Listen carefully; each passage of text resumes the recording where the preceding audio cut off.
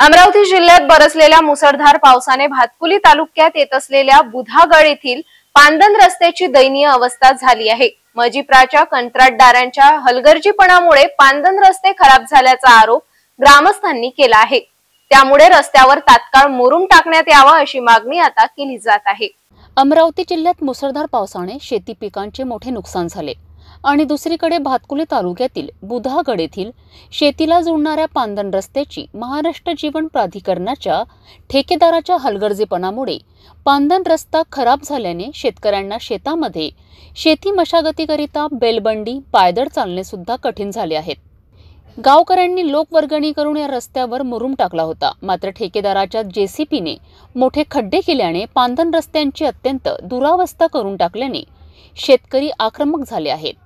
महाराष्ट्र जीवन प्राधिकरणाने उन्हाळ्यात झोप काढली आणि पावसाळ्यात पाईपलाईनचे काम सुरू केले, त्यामुळे पांदन रस्त्यांची वाट लागली। शेतकऱ्यांनी शेती मशागत करायची तरी कशी असा प्रश्न शेतकऱ्यांनी उपस्थित केलाय। रस्ता आहे आमचा वैवाटीचा रस्ता आहे पुरातन, आणि हा पांदन रस्ता आहे। आम्ही तरी गावकऱ्यांनी स्वतःच्या खर्चाने इथं कम कमी 20 ते 25 ट्रॉल्या इथे विटांचे बडगरं टाकले होते।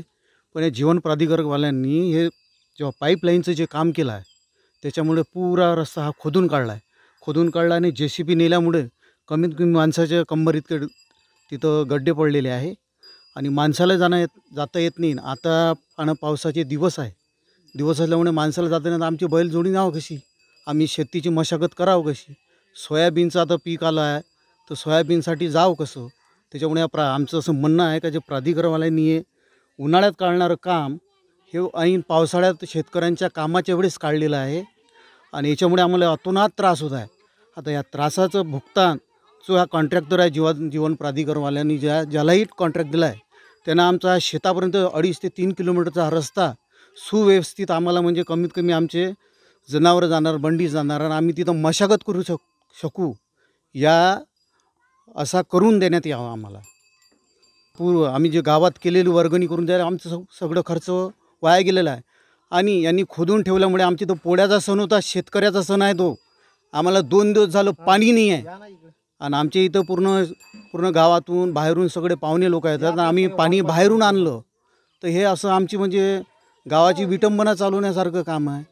आम्ही गावात प्यायला पाणी नाही, 3 ते 4 दिवस झाले आज पाणी नाही प्यायला, तर आम्ही काय करावं। याचं पूर्ण ह्या व्यवस्थेला जबाबदार प्राधिकरण आणि तो जो कॉन्ट्रॅक्टर आहे तो आहे।